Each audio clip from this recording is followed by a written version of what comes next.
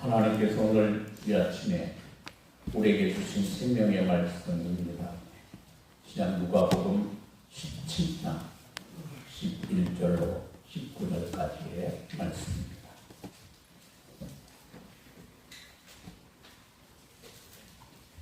예수께서 예루살렘으로 가실 때에 사마리아와 갈릴리 사이로 지나가시다가 한 마을에 들어가시니 나병 환자 10명이 예수를 만나 멀리 서서 소리를 높여 이르되 예수 선생님이여 우리를 불쌍히 여기소서 하거늘 보시고 이르시되 가서 제사장들에게 너희 몸을 보이라 하셨더니 그들이 가다가 깨끗함을 받은지라. 그 중에 한 사람이 자기가 나은 것을 보고 큰 소리로 하나님께 영광을 돌리며 돌아와 예수의 발 아래 엎드려 감사하니 그는 사마리아 사람이라. 예수께서 대답하여 이르시되 10사람이나 깨끗함을 받지 아니하였느냐? 그 9은 어디 있느냐? 이 이방인 외에는 하나님께 영광을 돌리러 돌아온 자가 없느냐 하시고 그에게 이르시되 일어나 가라 내 믿음이 너를 구원하였느니라 하시더라. 아멘. 살아계신 하나님의 말씀입니다. 어린 삼남매를 둔 한 여인이 집이 가난하여 거리에서 호떡을 구워 팔게 되었습니다. 혹독한 추위와 어려움 속에서 호떡을 팔던 어느 날 한 노신사가 와서 아주머니 호떡 하나에 얼마입니까? 하고 물어봅니다. 1,000원이요. 그러자 그 노신사는 자신의 지갑에서 1,000원짜리 지폐 한 장을 꺼내 이 여인에게 주었습니다. 그리고 그냥 갑니다. 아니 어르신 호떡 가져가세요. 여인이 말하자 노신사는 빙그레 웃더니 아니요 괜찮습니다 하고는 그냥 가버렸습니다. 그날 참 이상한 사람도 다 있구나 하고 무심코 지나쳤는데요. 그런데 다음날 그 노신사가 또 와서 1,000원을 놓고는 그냥 갑니다. 그 다음날도 하루도 빠지지 아니하고 매일같이 1,000원을 놓고 그냥 가는 거예요. 그리고 봄이 지나고 여름이 지나고 가을이 지나고 겨울이 되어 이제는 거리에서 크리스마스 캐롤이 울려 퍼지면서 한방눈이 소복히 쌓이던 어느 날 그날도 노신사는 어김없이 이 여인을 찾아와 빙그레 웃으며 1,000원을 놓고 갔습니다. 그때 황급히 따라 나오는 여인의 얼굴은 중대한 결심을 한 듯 상당히 상기가 되어 있었고 총총 걸음으로 따라가던 여인 수줍은 듯 하지만 분명한 말을 합니다. 저 호떡값이 올랐어요. 여러분 거저 받은 은혜에 감사할 줄 모르는 파렴치한 인간의 모습을 나타내주는 이야기입니다. 인간은 모른지 하나님께 영광을 돌리며 하나님을 찬양하기 위해 다시 말해 감사하게 하기 위해 창조되었습니다. 이사야 43장 21절에 성경은 우리에게 이렇게 말씀하십니다. 이 백성은 내가 나를 위하여 지었나니 나의 찬송을 부르게 하려 함이니라. 할렐루야. 그러므로 범사에 감사드리며 하나님께 영광을 돌리는 신앙생활로 우리는 구원받은 성도 여러분이 되어야 합니다. 범사에 감사하는 생활이 우리를 향하신 하나님의 뜻입니다. 오늘 성경의 이야기를 보면 예수님께서 10명의 나병 환자들을 치료해 주신 이야기입니다. 옛날의 나병은 오늘날 우리들이 겪고 있는 암보다도 더 무서운 병입니다. 사람들은 나병을 저주받는 병이라 생각했습니다. 치료약도 없습니다. 여러분, 병도 병이지만 이 병이 전염병이기 때문에 이 병에 걸린 사람은 마을에서도 살 수 없고 사랑하는 가족들과 함께 살 수 없습니다. 가족과 격리되어 마을 밖에서 나병에 걸린 사람들이 모여 살게 되는 거예요.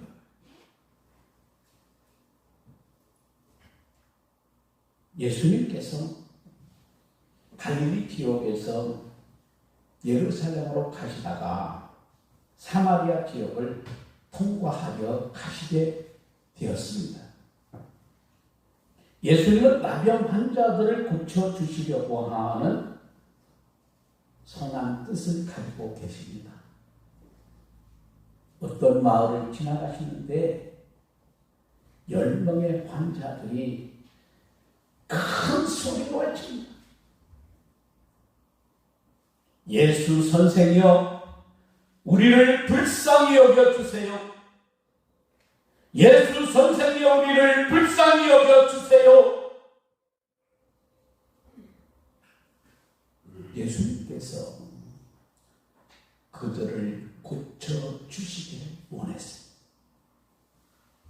그래서 우리 주님은 가서 제사장들에게 너희 몸을 보이라 말씀하십니다.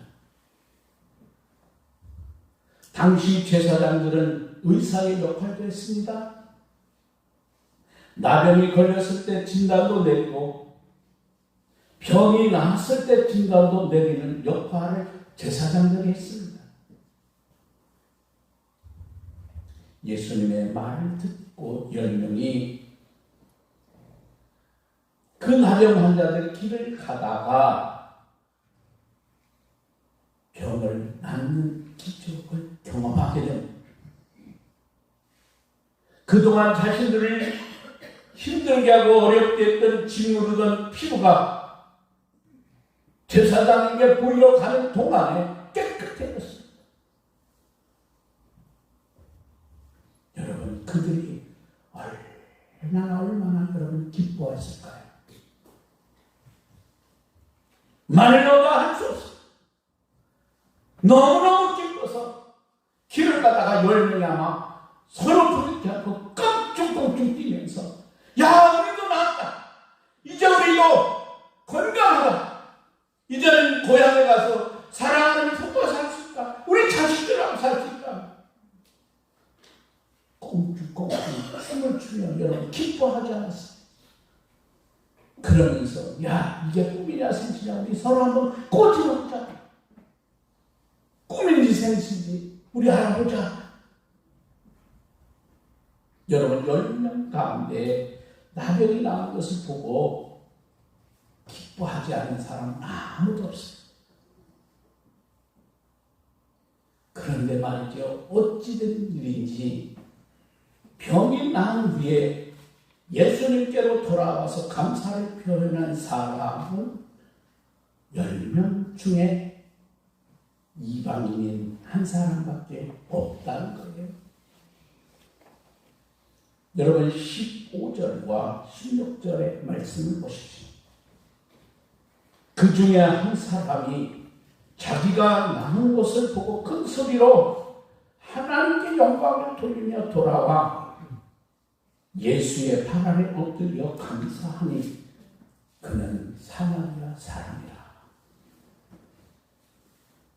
10명의 나병 환자 중에서 사마리아 사람 한 사람만이 예수님께 돌아와서 감사를 표현함으로 예수님을 기쁘시게 해드렸다는 거예요. 아홉은 예수님께 돌아오지 아니하고 가던 길을 계속 가서 자기 집으로 돌아갔을 거예요. 예수님께서 이 사람에게 말씀하십니다. 예수께서 대답하여 이르시되 10사람이 다 깨끗함을 받지 아니하였느냐? 그 9은 어디 있느냐? 이 이방인 외에는 하나님께 영광을 돌리러 돌아온 자가 없느냐 하시고, 여러분 문맥으로 보면은요, 10명의 나병 환자 중에서 9명은 유대인들이 오직 감사를 예수님께 돌아온 이 한 사람만 이방인입니다. 9은 병이 나은 것을 알고 제사장에게 몸을 보이러 갔습니다. 그러나 이방인 이 한 사람은 제사장에게 자신의 몸을 먼저 보이기 전에 다시 예수님께 돌아와서 감사를 표현했다는 그런 말 아니에요. 먼저 9명의 유대인은 율법에 중시했습니다. 그래서 율법에 의해서 병이 나았다는 것을 진단받기 위해 제사장을 찾아갑니다. 그들은 율법을 따랐습니다.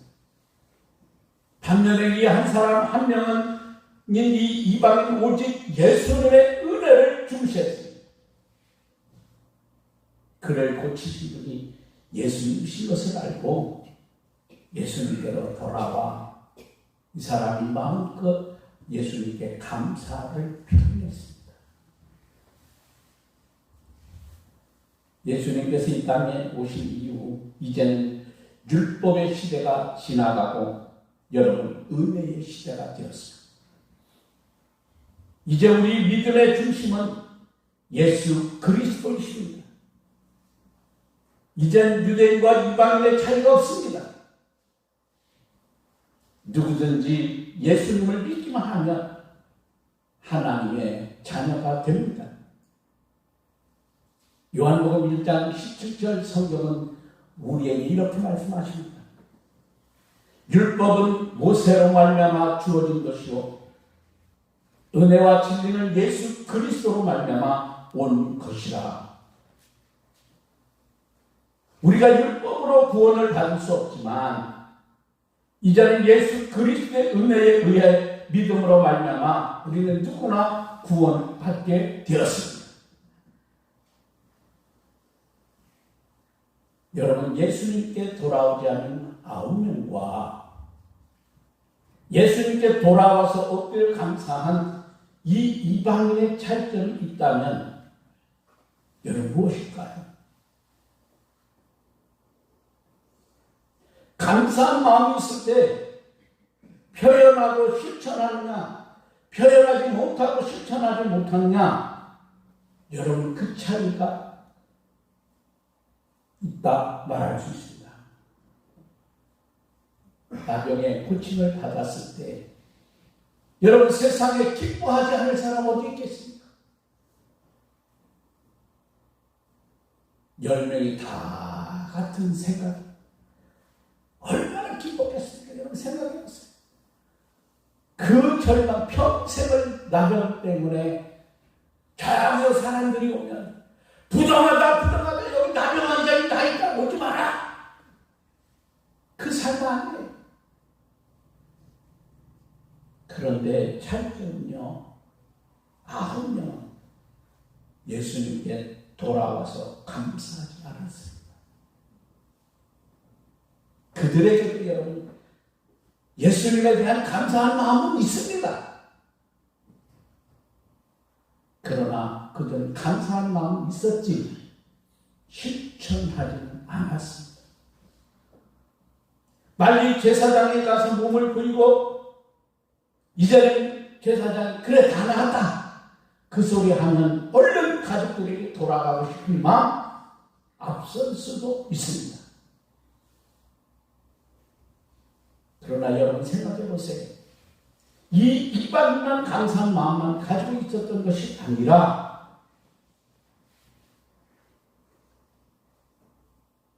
예수님께 돌아와서 이방인을 감사를 표현합니다. 당시에 사람 취급도 받지 못했던 이방인이었기 때문에 어쩌면 이 사람은 예수님에 대한 그 예수님 은혜에 대한 감사가 더 컸을 수도 있습니다. 오늘 우리가 추수감사절을 지나면서 우리는 그렇게 기도합니다. 하나님 그대로 살아 주수의 기쁨을 주셔서 하나님 고맙습니다. 감사합니다. 그런데 우리는 감사한 마음만 가지고 있어서는 안 됩니다. 실제로 우리는 감사를 표현하며 살아야 합니다. 여러분 하나님께도 감사한 마음을 여러분 표현해 보세요. 그래서 여러분이 기도로 표현해 보시고요. 정말 하나님의 은혜가 크다면 그 은혜에 대한 마음을 여러분 헌금으로도 표현해 보세요. 어찌된 일인지 추수감사절이 돌아오고 점점 우리들의 감사의 모습 보세요. 초라합니다.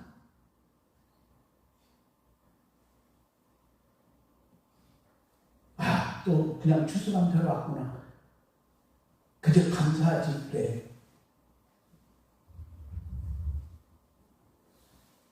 여러분 마음만 가지는 것과 표현하고 실천하는 것 결코 같지 않습니다.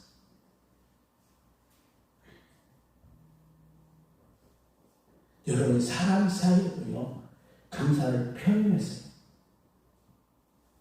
여러분이 감사한 일이 있을 때 가만히 계지 마시고 감사합니다. 고맙습니다. 그렇게 표현하면요 얼마나 좋을까요? 자녀들은 부모님께 감사한 표현을 자주 해야 합니다. 어제 우리 가정에 우리 어머니 추도식이 있어서 제가 가서 예배를 인도했습니다. 그래 우리 가족은 워낙 수가 많아가지고 다 안 모여도 반만 모여도 한 20명 모입니다. 어제 고마웠던 것은 예배를 드리고 우리 장손이 제 손자 우리 집안의 장손이 제가 커요. 얘도 한 30살 되는데 내가 이제 끝나고 집에 돌아오려고 오니까 쫓아오더니 할아버지 말씀 잘 들었습니다. 은혜 받았다는 얘기예요. 다른 무엇보다 그 말이 고맙더라. 여러분 표현해야 합니다.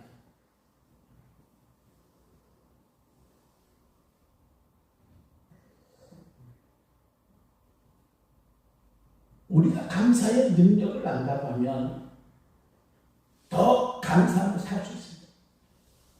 여러분 우리 신앙생활에 있어서 감사가 여러분 엄청나게 중요한데 그 중요성을 모르고 사는 사람들이 많아요.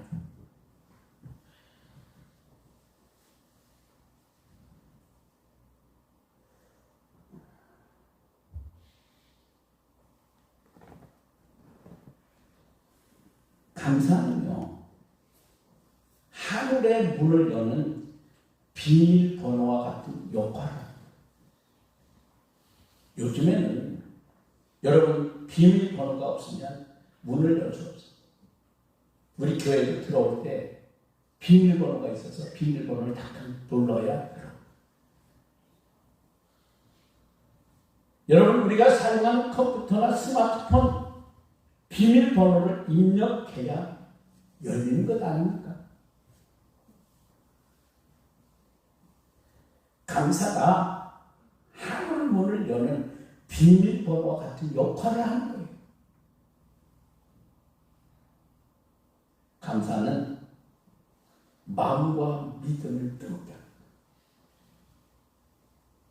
어느 목장에 예배를 드리면서 서로 여러분 감사를 나누는 사람도 마음이 따뜻해지고 그 감사를 나누는 사람의 이야기를 듣는 사람의 마음도 따뜻해지는 것을 우리가 경험합니다. 예배를 드릴 때마다 여러분 먼저 하는 것이 감사와 찬양입니다. 하나님께 감사할 것들을 찾아 감사하다 보면 벌써 마음이 열리고 은혜로 채워지게 되는 거예요.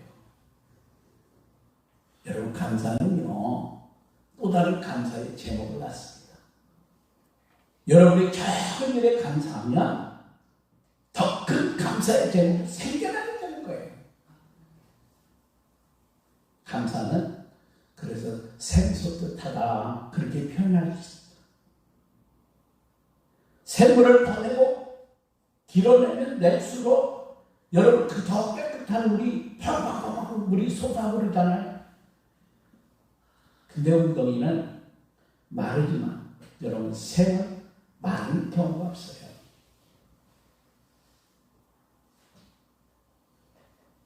가끔은 차를 타고 제가 살던 거기 부흥에 갔다가 부흥에서 우리 누나가 청천에 있으니까 거기 지나가는 경우가 있어요. 거기 가면 아쉬운 거는 아닌데 월문이라고 하는 동네가 있는데 옛날에 초등학교 다닐 때 제가 초등학교 다니고 또 교회에서 야예배 갈 때 거기를 지나가면 거기 샘물이 있었어요. 지금도 거기에 여러분 누구든지 물을 떠갈 수 있도록 해놨는데 세월이 언제입니까? 제가 초등학교 다닐 때도 그 전부터 있었던 거예요. 그 마를 병법이 없어요.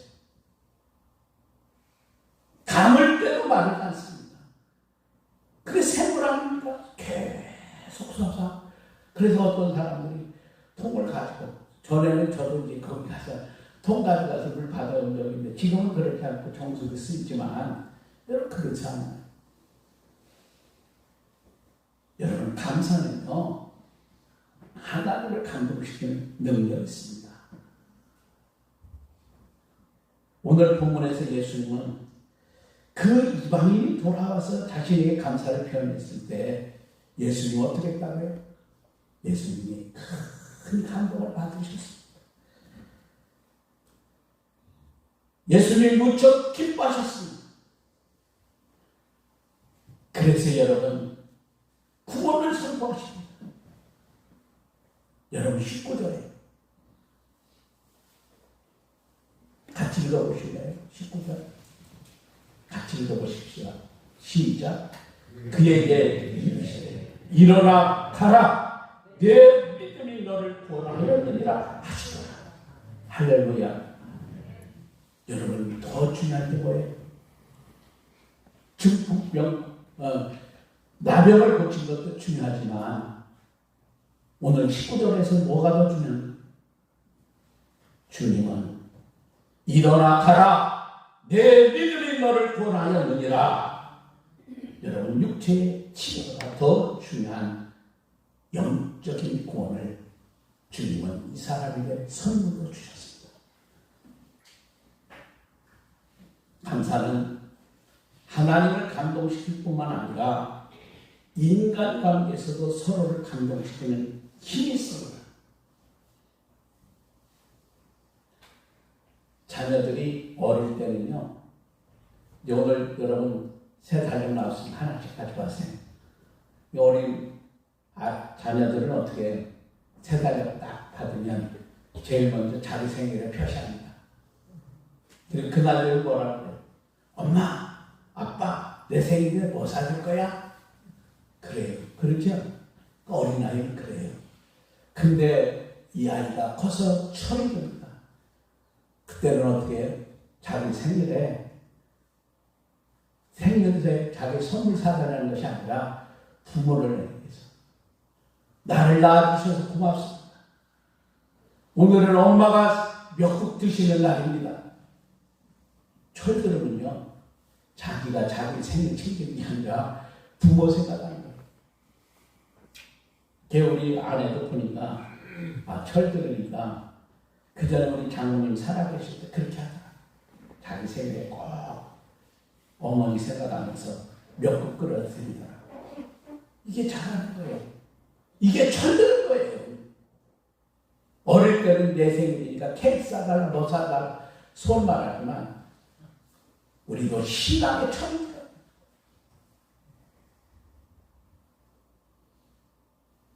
그래야 여러분, 자신의 생일에 부모님께 감사하면요, 어머니, 아버지가 저를 낳아서 길러주셔서 이만큼 내가 훌륭한 사람이 되었으니 감사합니다.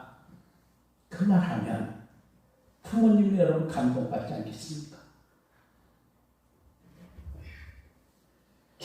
김현승님의 가을의 기도라고 하는 시가 있습니다. 가을에는 기도하게 하소서. 낙엽들이 지는 때를 기다려 내게 주신 겸허한 보고로 나를 채우소서. 가을에는 사랑하게 하소서. 오직 한 사람을 택하게 하소서. 가장 아름다운 열매를 위하여 이 비옥한 시간을 가꾸게 하소서. 가을에는 홀로 있게 하소서. 나의 영은 굽이치는 바다와 백합빛 골짜기를 지나 많은 나뭇가지 위에 다다른 까마귀같이, 여러분 여기에 하나를 더 추가한다면 가을에는 감사하게 하소서 라고 하는 기도입니다. 하나님께서 베푸신 은혜와 축복들을 여러분 기억하며 감사하고 찬양하십시오. 오늘 김현승님의 시처럼 올 추수감사절에 여러분이 더욱 사랑하고 더욱 감사가 넘치는 추수감사절 되기를 원합니다. 여러분 풍성한 감사를 통해 마음이 훈훈해지고 더 많은 감사를 우리 성도 여러분들이 경험하십시오. 여러분 하나님의 은혜에 감사하시고 모든 일에 여러분 감사하는 행복한 그리스도인이 되기를 원합니다.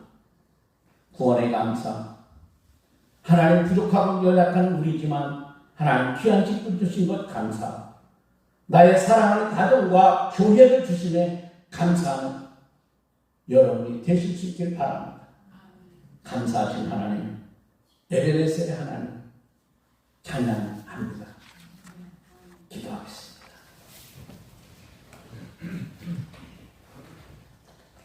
하나님 아버지, 10명의 나병 환자들, 평생을 사람다운 삶을 살지 못하고 부정하다 외치며 불쌍한 삶을 살아야 했던 이들, 그러나 주님 만나